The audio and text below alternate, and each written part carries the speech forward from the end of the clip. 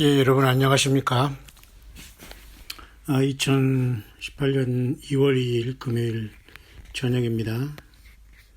잠시 우리 한 주간이 저물어가는 금요일은 저는 이렇게 봅니다. 예수님께서 십자가에 저와 여러분들이 죄를 위해서 십자가에 못 박히신 우리가 보통 금요일을 이렇게 봅니다. 물론 정확한 그 날짜wak은 남아있지 않지만 우리가 한 주간을 예수님의 십자가를 바라보고 사랑하고 성령님 의지해서 나의 모든 죄와 허물을 용서해 주셨지만 나의 더럽혀진 삶이었던 언행심사의 영적인 두루마기를 예수님의 보혈로 씻음받고 용서를 구하며 주님을 찬양하고 예배하며 한 주간을 마치는 것은 금요 예배의 굉장한 의미와 뜻이 있다고 봅니다.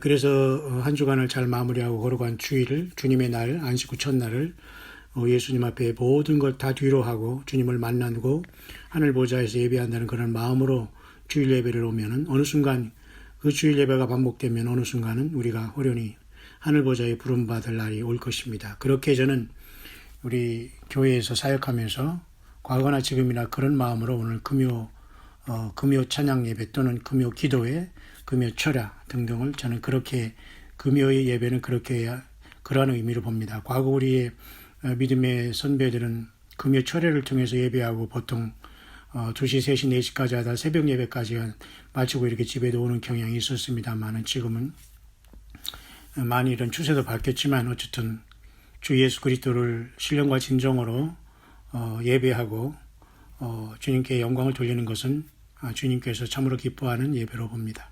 저는 이 시간 잠깐 유리바다 하늘 보좌의 유리바다에 대해서 잠깐 저와 여러분들 묵상을 잠깐 나눌 수 있도록 하겠습니다. 이 묵상을 나누게 된 계기는 우리 광야의 소리를 열심히 듣고 계시면서 예수님과 성경을 접한 지 얼마 안 됐지만 굉장히 빠른 속도로 우리 예수님을 사랑하는 한 자매님, 또 이렇게 제가 방금 올린 영상을 또 들어주셔서 또 나름대로 의견을 주셔서 참 공감하고 감사합니다. 또 그런 분들이 많이 있을 것을 보면서 그래서 그분 여러분들을 항상 누가 누군지 모르니까 제가 절대 이름을 거론하고 그런 건 의미가 없으니까 제가 같이 이렇게 함께 이 내용을 한번 이렇게 나눠볼 수 있도록 하겠습니다. 저녁 준비하면서 듣고 있는데 참 다양한 사람 많네요. 전 맥도날드 커피 마시면서 선교하시면서 그런 말씀까지 다 해주셔서 음흉한 목사님들보다 인간적이고 솔직 진솔해 보여서 좋던데요. 상처받지 마세요. 진실성이 전달되는 목사님의 선교를 응원하는 사람들이 더 많을 겁니다. 맞아요. 알고 있죠. 이것이 사실 가장 노멀하고 상식적인 거거든요. 예수님을 잘 믿든 안 믿든 이건 상식적인데 이렇지 못한 사람이 있다는 것 자체가 안타깝지만 저는 사실 그래서 어쨌든 이런 분이 있다는 것 자체가 사실 굉장히 이건 아주 상식적인 거 그죠? 감사합니다. 네, 제가 점점 빼는 유명한 목사님들 설교보다 광야 목사님 설교를 좋아하는 이유는 진실성이 그대로 전달돼서 진심이 느껴져요. 대부분 저처럼 생각하시는 분들입니다. 이렇게 잠깐 이렇게 메시지를 주셨네요. 어쨌든 감사하고 고맙게 생각을 합니다. 그래서 계제 유리바다에 대한 질문을 하셨기에 제가 잠깐 지금 빨리 하면서 오늘 제가 금요 찬양 예배에 다녀올 예정에 있습니다. 먼저 여러분 성경에서 유리바다에 대한 언급은 정확하게 요한계시록 4장과 15장에 딱 2번 나옵니다.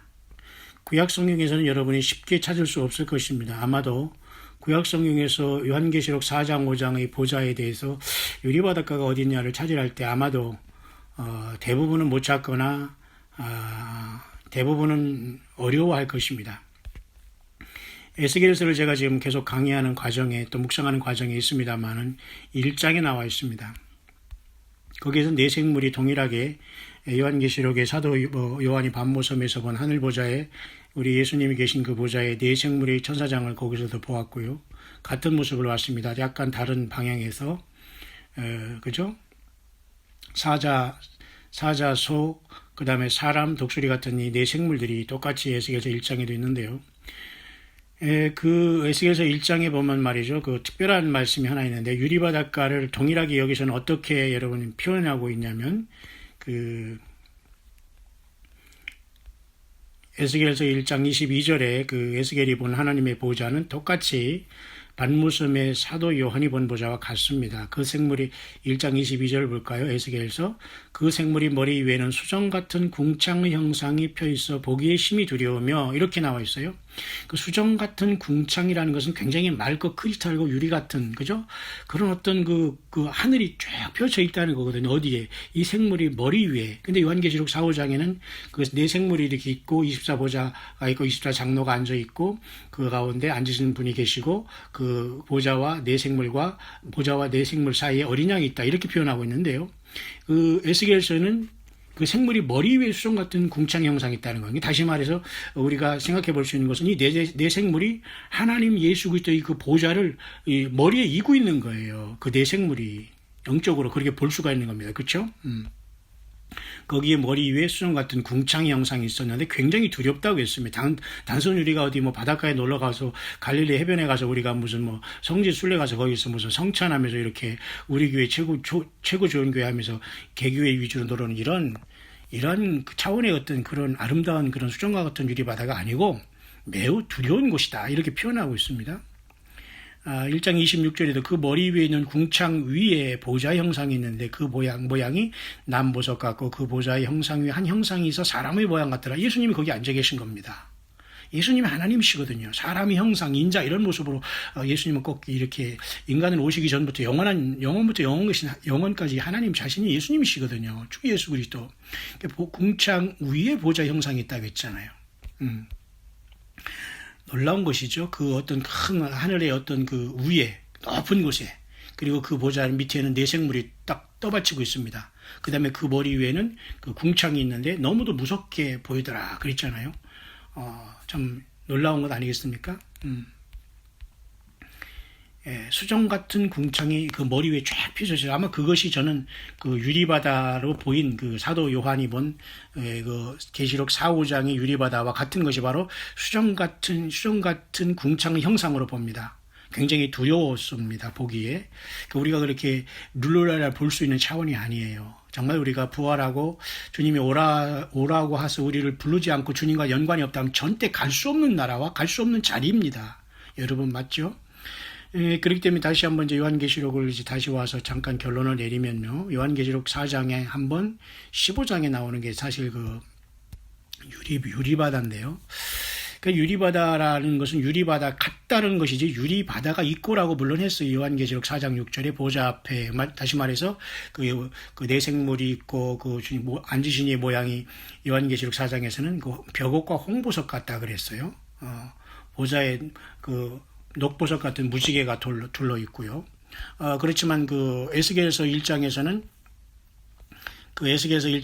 그 앉으신 이의 모양이 앉으신 이 모양이 보면 거기 제가 좀 방금 전에 여러분에게 읽어드렸지만 그 앉으신 이 모양이 그 남보석 같다라고 했어요. 궁창이 보좌 형상이 있는데 그 모양이 남보석 같다. 보좌 형상이 한 형상인데 사람의 모양 같더라. 그러니까 에스겔과 사도 요한은 같이 이 보좌를 봤는데 약간 표현이 다를 뿐입니다. 분명히 어떤 사람의 모양 같은 형상이 있는데 인자의 모습 예수님이시거든요. 인간으로 오시기 전에 예수님은 영원한 하나님이시로 그죠? 거기 계신 겁니다. 하나님의 보좌가 분명히 있는 거죠. 그 모양이 남보석 같다라고 했는데 요한계시록 4장에는 그 앉으신 이의 그 모양이 그 녹보석 보좌의 그 앉으신 이 모양이 그 벽옥과 홍보석 같다 그랬어요. 그죠? 에스겔서에는 녹보석 같다 했지만 그 보좌에 둘른 그 무지개가 녹보석 같다라고 했지만 사도 요한은 벽옥과 홍보석처럼 앉으신 이 모양을 표현했고 에스겔은 그 모양이 녹보석 같더라 이렇게 앉으신 이 모양을 표현했어요. 그러니까 수시로 어떤 변하면서 하나님의 영원한 그 찬란한 모습을 얘기하는 거. 하나님은 고정적으로 그렇게 계신 분이 아니거든요. 하나님 말 그대로 전능하신 하나님 예수님은 영원부터 영원까지 계시는 창조주 하나님이기 때문에 엄청난 분이시거든요. 근데 문제는 우리가 좀 좁게 생각해서 그 보좌 앞에, 그 하나님, 예수님이 앉아 계신 그 하나님의 보좌 앞에 요한계시록 4장 6절에 보면 수정과 같은 유리바다가 있다고 했어요. 수정과 같은 유리바다. 그러니까 크리스탈, like 크리스탈 같은 유리바다, glass ocean. 그죠? glass ocean. 그러니까 우리가 말한 이 유리가 깔끔하고 바닥에 다 비치는 건 아닙니까? 근데 수정과 같다는 건 굉장히 뭔가 참 뭐랄까, 크리스탈. 우리가 한번 상상할 수밖에 없는 겁니다. 수정과 같은 유리바다. 그러니까 결국 유리로 만든 바다가 아니고, 그러니까 유리바다처럼 표현을 한 거예요. 수정과 같은 유리바다로. 그죠? 근데 어쨌든 보좌 앞에 그 유리바다가 있었어요. 과연 그 유리바다가 무엇인가는 아무도 정확하게 몰라요. 다만 보좌 앞에, 하나님 우리 예수님의 보좌 앞에, 하나님의 보좌 앞에 수정과 같은, 우리 사람이 모르게 수정과 같은 그 유리바다 같은 그 모습이 잔잔한 그 바다가 찬란하게 펼쳐 있는데 에스겔은 그것이 너무도 모양이 두렵다고 했어요. 그 인간이 죄인으로서는 갈 수 없는 자리이기 때문이죠. 예수님의 피로서 구속함을 받는 자들 밖에는 갈 수 없는 자리. 그것을 좀 더 가까이 얘기해 줄 수 있는 것이 마지막 한 번 더 나오는 요한계시록 15장에 한 번 더 유리바다 같은 것이 언급되어 보세요. 요한계시록 15장 2절이 있는데요. 1절부터 읽어드릴게요. 또 하늘에 크고 이상한 다른 이적을 보며 일곱 천사가 일곱 재앙을 가졌으니 곧 마지막 재앙이라. 하나님의 진노가 이것으로 마치리로다. 그러니까 마지막 일곱째 나팔이 부러지면서 일곱 대접이 쏟아지잖아요. 그러니까 일곱 대접의 여섯 번째 대접 속에 마지막 일곱째 대접이 부어지면서 지구가 완전히 깨지면서 지구는 완전히 아마겟돈으로 주님이 내려오시는 역사가 나타나는데 구원받은 모든 사람들이 그럼 어디에 떠 있냐? 공중에 떠 있느냐? 물론 그러겠죠. 근데 더 구체적으로는 뭐냐? 내가 보니 불이 섞인 유리바다 같은 것이 있다고 했어요. 그러니까 그 유리바다가 요한계시록 4장에 그죠? 보좌 앞에 수정과 같은 유리바다. 그다음에 에스겔서 1장에 그죠? 그 궁창이 있는데 그곳에 그 수정과 같은 그 유리바다가 있다고 했잖아요. 같은 모습이잖아요. 근데 거기에 불이 섞인 것이 이제 표현이 되어 있어요. 그러니까 하나님의 어떤 심판을 얘기할 수도 있는 것이고, 하나님이 분노하시고 진노하시는 모습이면서 마지막 일곱 번째 대접 재앙이 쏟아지는 것으로 볼 수가 있는 것이고, 아니면 어떤 지구가 불타고 있는 것이고, 아니면 반대로 하나님의 보좌 앞에 그 거룩한, 하나님의 거룩함과 그 거룩하고 놀라우신, 전능하시고 무섭고 두려우신 하나님, 그 창조주 하나님의 그분 앞에서는 굳이 불이 강같이 흘러나온다겠기 때문에 그 어떤 심판의 지구가 폭망하는 그런 것보다는 거대한 하나님의 그 보좌의 그 둘러싸인 영광과 거룩성을 또 상징하고, 하나님의 그 진노를 상징하고, 진노가 그렇게 상징하는 것이 아니라 그렇게 보인 불로 보일 수가 있어요. 그러니까 사도 요한도 내가 보니 봤잖아요. 상징으로 본 게 아니라 진짜 봤잖아요. 그 불이 섞인 유리바다 같은 것으로 반모섬에 사도 요한은 하나님의 보좌 앞에 유리바다를 표현하고 있습니다. 불이 섞인 것만 더 추가됐죠. 근데 문제는 거기에 계시록 4장 5장에서 언급하지 않았는데 15장에는 놀라운 어떤 한 무리가 거기 도달해 있는 것을 말해주고 있네요. 짐승과 그의 우상과 그의 이름의 수를 이기고 벗어난 자들이 유리바닷가에 서서 하나님의 검은 고를 가지고 15장 3절 하나님의 종 모세의 노래 어린 양의 노래를 불러 가로되 주 하나님 곧 전능하신 이시여 하시는 일이 크고 기이하시도다. 만국의 왕이시여 주의 길이 의롭고 참되시도다. 주여 누가 주의 이름을 두려워하지 아니하며 영화롭게 하지 아니하오리까. 오직 주만 거룩하시니이다. 주의 의로우신 일이 나타났음에 만국이 와서 주께 경배하리이다 하더라. 결국 뭔가 이 세상에 큰 심판이 떨어졌고, 이 심판에서 구원받은 자들이 거기에 모여있다는 걸 보게 되고, 이 땅에는 뭔가 만국이 주께 와서 경배한다는 것은 당연히 하나님 보좌 앞에 경배하지만 이 땅 지구도 새롭게 돼서 메시아의 왕국이 오게 된다는 것을 그 직전에 찰나에 심판이 이루어진 것을 그렇게 모두가 지금 합심해서 한 목소리로 우리 예수 그리스도께 영광을 돌리고 있습니다. 지구를 탈출해서. 줄 바벨론 하듯이 지구를 탈출한 거예요. 휴거가 됐건 우리가 죽어서 됐건 어떤 간에 이 지구를 떠난 무리들입니다. 구원받은. 그러니까 우리들도 사실 이 가운데 있다고 보면 됩니다. 어디에? 최소한 하나님의 보좌 앞에 불이 섞인 유리바닷가에 서서 하나님의 종 모세와 어린 양의 노래를 같이 부르는 이 모습. 그리고 어떻게? 하나님의 검은 거를 우리가 들어요. 세상에서 좀 바이올린 가지고 가는 것도 아니고 검은 거 첼로 갖고 가는 것이 아니라 하나님이 만드신 하늘의 악기가 이미 우리는 부활해 있기 때문에 하나님이 준 어떤 하늘의 검은 거를 저마다 다 가지면서 하나님께 영광, 예수님께 영광 구원의 그 기쁨을 돌리고 있는 모습이 계시록 15장 유리바닷가인데 불이 섞인 유리바닷가에 어떤 한 일단의 무리들이 나타나는데 바로 예수님의 피로 구속함을 받은 하늘의 보좌에, 쉽게 말해서 보좌 앞이죠. 보좌로 들어간 게 하나님 보좌 누가 감히 올라가겠어요. 보좌 앞에 유리바닷가에 서서, 거기에 서서 유리바닷가에 들어간 것도 아니고 그 바닷가까지만, 그러니까 보좌 앞에 있는 유리바닷가가 같이 생긴 그 앞까지만 도달해서 많은 사람들이 이렇게 찬양을 드리고 있는 모습, 바로 구원받은 사람의 모습이에요. 그러니까 휴고 됐건 뭐 어떤 사람이 다 사실 여기에 선다고 보면 됩니다. 왜냐하면 이미 요한계시록 4장에서는 금멸유관을 쓰고 24보좌가 있는데 24장로들이 거기서 금멸유관을 쓰고 각각의 보좌에 앉아서 하나님께 새 노래를 부르고 있잖아요. 동일하게 여기 있는 사람들은 새 노래를 부르고 계시록 14장 첫 열매들도 새 노래를 부릅니다. 그러니까 우리가 유리바다에 대한 것은 이렇게 설명할 수가 있고 이렇게 정리할 수 있습니다. 에스겔서에 한 번, 요한계시록 4장, 15장에 한 번, 3번 나오는데 하나님 우리 예수께서 부활해서 승천하셔서 앉아 계신 그 하나님의 보좌 앞에 펼쳐진 어떤 그 모습을 에스겔과 요한이 봤을 때 그 표현을 그렇게 불이 섞인 유리바다 같다고 는 반모섬의 요한이, 그리고 그 전에 에스겔은 그냥 그 유리바다가 그죠? 수정과 같은 유리바다 이렇게 표현하는 그 자리가 결국은 예수님을 구원받은 우리들이 이 땅에 하나님의 큰 심판을 마지막 7번째 대접재앙이 쏟아질 때 구원받은 우리들이 그곳에 갈 곳이다. 다시 말해서 구약의 시편에 안전지대에 준다.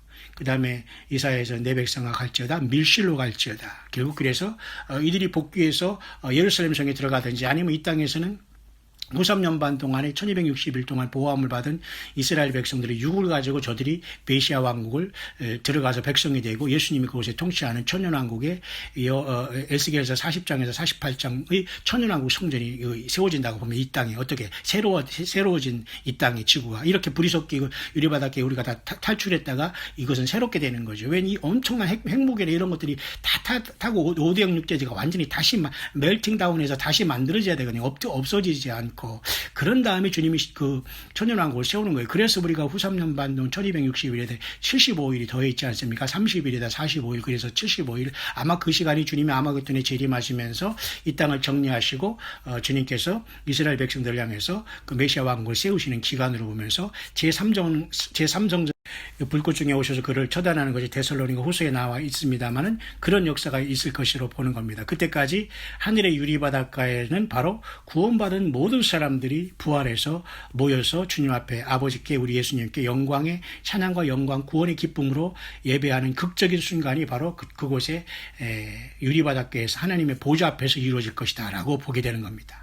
그 다음에 새롭게 된 지구의 천년왕국이 이루어지고 또 이제 그때 이스라엘 백성들 향해서 주님께서 이제 천년왕국 성전이 이루어지면서 환란 성전은 제3정전은 처참하게 파괴됐고 진짜 천년왕국 성전이 이루어지지만 결코 구약에 있었던 짐승의 희생제물은 드려지지 않을 것이다. 그러나 다만 초막절을 지키면서 하나님 예수님께서 어떻게 이스라엘과 이방 사람들을 주님의 피로써 이 처참한 가운데 마귀 사탄으로부터 우리를 구했냐는 것을 하나님께서 그 기념하시면서 천년왕국 동안은 아마도 초막절의 그 마지막 절기를 완성된 절기를 지키게 될 것이며 예수님의 재림과 공중으로 오셔서 우리를 구원하는 것을 기념하게 될 것이다. 그래서 그것이 끝난 다음에 사탄이 다시 한번 나옴으로 말미암아 결국은 이 세상에 하나님의 새하늘과 새 땅이 이루어짐으로 이제 새 예루살렘 성이 공중에서 내려와서 영원한 주님의 장막이 인간과 같이 거하는 하나님의 계획이 이루어진다라고 볼 수가 있습니다. 그래서 우리가 유리바닷가에서 서로 만나는, 단순히 공중에서 만나는 것보다도